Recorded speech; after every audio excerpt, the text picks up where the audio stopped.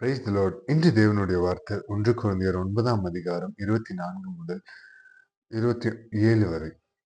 பந்தயசாலையில் ஓடுகிறவர்கள் எல்லோரும் ஓடுவார்கள், ஆகிலும் ஒருவனே பந்தயத்தை பெறுவான் என்று அறியீர்களா? நீங்கள் பெற்றுக்கொள்ளத்தக்கதாக ஓடுங்கள். பந்தயத்திற்கு போராடுகிற யாவரும் எல்லாவற்றிலேயும் இச்சை அடக்கமாய் இருப்பார்கள். அவர்கள் அழிவுள்ள கிரீடத்தை பெறும்படிக்கு அப்படி செய்கிறார்கள். நாமோ அழிவில்லாத கிரீடத்தை பெறும்படிக்கு அப்படி செய்கிறோம்.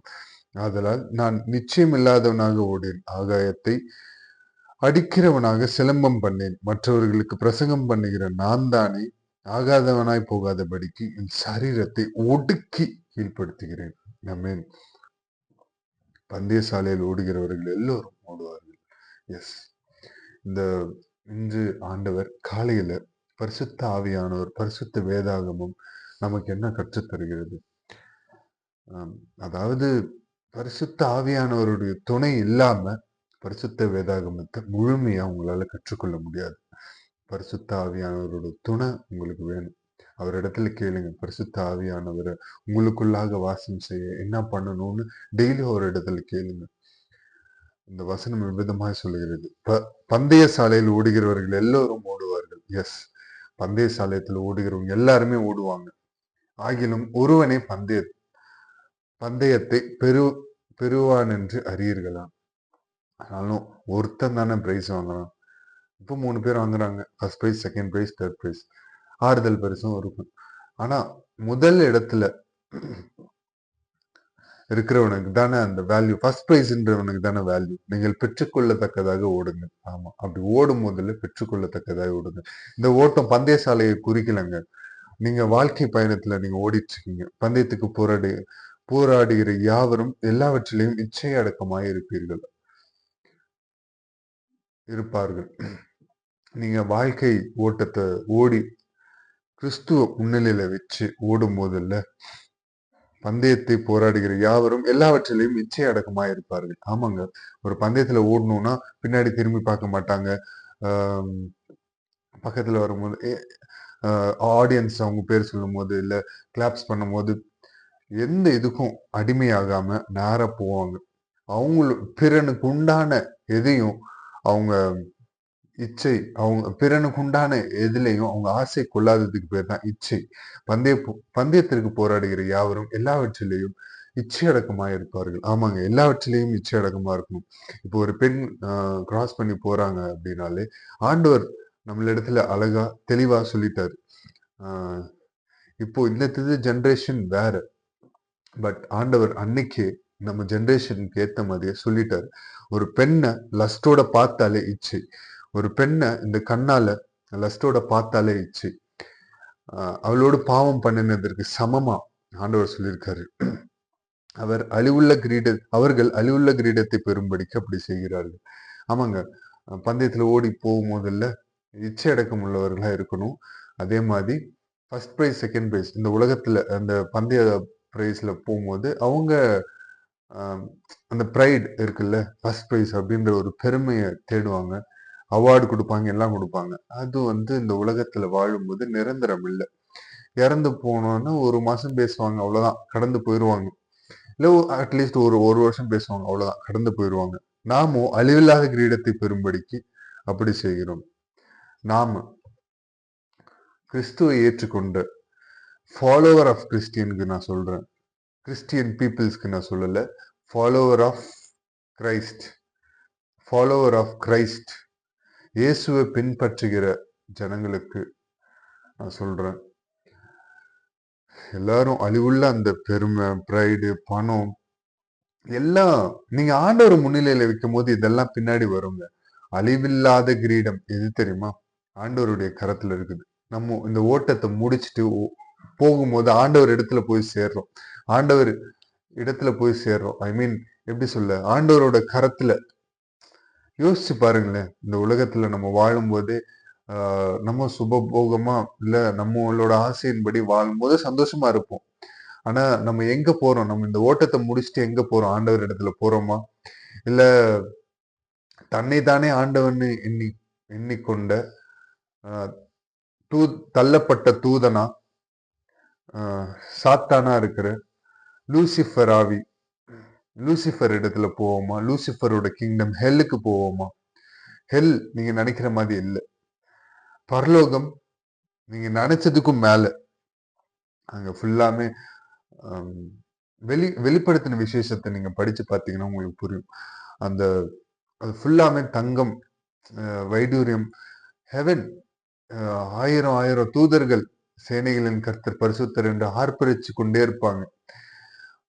அவர் நீங்க ஓட்டத்தை முடிச்சிட்டு போகும்போது அவருடைய சிங்காசனத்தில் பக்கத்துல நீங்க அமரும் போது சொல்லுங்க, அவருடைய கரத்துல நீங்க இருக்கும் போது எவ்வளவு பெரிய சந்தோஷம், எவ்வளவு பெரிய ஆனந்தமா இருக்கும், எவ்வளவு பேரின்பமா இருக்கும். அதுக்காக நீங்க ஓடுங்க. ஆதலால் நான் நிச்சயம் இல்லாதவனாய் ஓடேன். ஆகாயத்தை அடிக்கிறவனாக சிலம்பம் பண்ணேன். ஆகாயத்துல சிலம்பம் பண்ற மாதிரி பண்ண மாட்டேன். ஐ மீன் ஆகாயத்துல அதான் ஒருத்தவங்களை பத்தி பேசும்போது இல்ல, ஆகாயத்துல சிலம்பம்னா என்ன, அப்படியே ஒருத்தரை பத்தி நம்ம பெருமையா பேசும்போது இல்ல அவங்களே அவங்கள தானே பெருமையா பேசி சிலம்பம் அடிச்சுக்கிட்டு இருப்பாங்க. பெருமை என்னும் சிலம்பம். அது அது பாக்குறதுக்கு பெருசா தெரியும், உலகத்தோட பார்வையில அது பெருசா தெரியும். அது இல்ல. மற்றவர்களுக்கு பிரசவம் பண்ணுகிற நான் தானே ஆகாதவனாய் போகாதபடிக்கு என் சரீரத்தை ஒடுக்கி கீழ்ப்படுத்துகிறேன். மற்றவங்களுக்கு நம்ம சொல்றோம்னா அதை நம்ம ஃபாலோ பண்ணாம சொல்லக்கூடாது. மற்றவர்களுக்கு பிரசங்கம் பண்ணுகிற நான் தானே ஆகாதவனாய் போகாதபடிக்கு என் சரீரத்தை ஒடுக்கி கீழ்ப்படுத்துகிறேன். அவரிடத்துல ஒடுக்கி கீழ்ப்படுத்தும் போது இல்ல, ஆவியானவர் நடத்துவாருங்க. பரிசுத்த வேதாகமும் பரிசுத்த ஆவியானவரால் அருளப்பட்டது. வெவ்வேறு ஆட்கள் வெவ்வேறு காலத்துல எழுதுனாங்க. ஆனா எல்லாமே ஒன்றா மர்ஜ் ஆகி ஒரே வெளிப்பாடு. ஒருவரை மட்டும் நம் கர்த்தராகிய இயேசு கிறிஸ்துவ மட்டும் கூறுகிற பரிசுத்த வேதாகமும், நம்ம எப்படி வாழணும் அப்படின்னு சொல்லி தர பரிசுத்த வேதாகமும். பரிசுத்தம் இல்லாமல் ஒருவரும் இறைவனை தரிசிக்க முடியாது. ஒருவரும் ஆண்டவரை தரிசிக்க முடியாது. ஒருவரும் பரிசுத்தம் இல்லாம ஒருவரும். யார் பரிசுத்தவான்? யாருமே இல்லைங்க. இந்த உலகத்துல போறது எல்லாருமே பாவி. இயேசு ஒருவர் மாத்திரம்தான் பாவமே சின்னே செய்யாம அந்த உலகத்துக்கு வந்தார். அவர் வாழும் போதும் ஒரு சின் கூட பண்ணல. ஒரு சின் கூட பண்ணாம வாழ்றவங்களுக்கு கொடுக்கப்பட்ட பரிசு சிலுவை. அதுவும் ஆண்டவருக்கு முன்னமே தெரியும். அவர் அர்ப்பணிச்சார் பிதாவின் சிங்காசனம். அவர் பிதாவின் சித்தத்துக்கு அர்ப்பணிச்சார். பிதா குமாரனாய் வெளிப்பட்டு பிதா குமாரனை அனுப்பி மூன்றில் ஜொலிக்கிற பரிசுத்த ஆவியானவர் பிதா இயேசு கிறிஸ்து மூன்றில் ஜொலிக்கிறவராய் வெளிப்பட்டார். எப்படி சொல்ல, பரிசுத்த ஆவியானவர் இல்லாம இயேசு கிறிஸ்துவ பத்தி முழுசா அறிஞ்சிக்க முடியாது. இயேசு கிறிஸ்து நானே வழியும் சத்தியமும் ஜீவனுமா இருக்கிறேன். அவர் தான் வழி, ஹெவனுக்கு அவர் தான் வழி. இதை விட்டா வேற வழியே இல்லை. நீங்க பாருங்க, அவர் தான் வழி. பரிசுத்தம் இல்லாமல் ஒருவரும் அவரை தரிசிக்க முடியாது. ஒவ்வொரு நாளும் கேளுங்க, நீங்க ஏதோ ஒரு பிழை பண்ணியிருப்பீங்க, துணிகரமாக ஏதாவது ஒரு பாவம் செய்றீங்களா, ஆண்டவர்கிட்ட கேளுங்க. துணிகரமான பாவத்துக்கு நீ விலக்கி காத்தலும்னு கேளுங்க. தாழ்த்தி அர்ப்பணித்து ஜெபிப்போமா. மகா இருக்கும் கிருபையும் நிறைந்தீங்க நல்ல தகப்பனே. சிப்பா இந்த காலை பொழுதற்காக உமக்கு நன்றி செலுத்துகிறோம். சிப்பா இந்த நேரத்திலும் சிப்பா உங்களுடைய வார்த்தையை கேட்கும்படி, சிப்பா உங்களுடைய வார்த்தையை சொல்லும்படி அடியேனுக்கு நீர் பாராட்டின கிருபைகளுக்காக நன்றி தகப்பனே. சிப்பா ஸ்தோத்திரிக்கிறோம். சிப்பா நடக்கிற காரியங்கள் எல்லாம் பார்க்கும் போது சிப்பா உங்களுடைய வருகை மிக சமீபமாய் இருக்கிறது என்பதை நாங்கள் அறிகிறோம் தகப்பனே. உடைய வருகை வரையிலும் சிப்பா உங்களுடைய வருகை வரையிலும் சிப்பா நாங்கள் சிப்பா பரிசுத்தத்தை கரைப்படுத்தாமல் ஆவியானவர் ஒவ்வொரு நாளும் இன்னும் பரிசுத்தமாய் வாழ எங்களுக்கு கற்று தருவீராக தகப்பனே. செப்பா உண்மை போல செப்பா உம்முடைய சாயலாய் செப்பா ஸ்தோத்திரிக்கிறோம். செப்பா உம்முடைய பாதச்சுவடை நாங்கள் அது தொடர்ந்து பின்பற்றி செல்ல கிருபை செய்யுங்க. சப்பா ஸ்தோத்திரிக்கிறோம். சப்பா நீர் வருகிற நாளில் நாங்கள் எல்லோரும் ஆயத்தமாய் சப்பா ஸ்தோத்திரிக்கிறோம். நாங்கள் எல்லோரும் ஆயத்தமாய் சப்பா மற்றவர்களைப் போல மார்பிள் அடிச்சிட்டு பதறுகிற மனிதர்களைப் போல் இல்லாமல் இசப்பா எல்லோரும் உம்மிடத்தில் வர சப்பா அந்த பதறுகிறவர்களையும் இசப்பா ஸ்தோத்திரிக்கிறோம். உமக்கென்று ஆதாயப்படுத்த ஆவியானவர் எங்களுக்கு கிருபை பாராட்டுவீராக தகப்பனே. சப்பா ஸ்தோத்திரிக்கிறோம். சப்பா மத கொள்கை அல்ல தகப்பனே. சப்பா நீர் ஜீவனுள்ளவர் என்பதை சப்பா ஸ்தோத்திரிக்கிறோம். நீர் வெளிப்படுத்தி கொண்டிருக்கிறீர். இதற்காக நன்றி தகப்பனே. இசப்பா நீர் ஜீவன் உள்ளவர் தகப்பனே. நீர் வாழ்ந்த இடம் உண்மை. இசப்பா இசப்பா நீர் செய்த அற்புதங்கள் எல்லாம் உண்மை தகப்பனே. இசப்பா ஸ்தோத்திரிக்கிறோம்.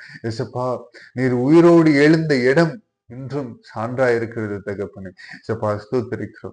சப்பா அதை எல்லாம் இந்த மக்கள் ஜனங்கள் புரிந்து கொண்டு சப்பா உம்மிடத்தில் வந்தால் அற்புதம் அடையாளம் சப்பா அது மாத்திரம் அல்லாமல் நித்தியத்துக்கு போற வழி உண்டு என்பதை அறிந்து சப்பா ஸ்தோத்திரிக்கிறோம். தன்னுடைய வாழ்க்கையை எப்படி வாழ வேண்டும் என்று கற்றுக் கொடுத்த தெய்வம் நீ தகப்பனே.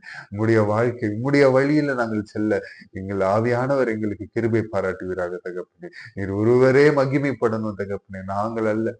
சப்பா அந்த மூச்சு கொடுத்து பேச்ச வைக்கிறது முதற்கொண்டு நீங்க தான்ப்பா. உமக்கே எல்லா மகிமையும் எல்லா துதியும் தகப்பனே. நீர் ஒருவர் மாத்திரம் பெருகணும், நாங்க சிறுகணும். தாழ்த்தி அர்ப்பணித்து ஜெபிக்கிறோம், மீட்பெரும் ரசிக்கிறோம். இயேசு கிறிஸ்துவின் நாமத்தில் கேட்கிறோம் ஜீவனுள்ள எங்கள் நல்ல பிதாவே.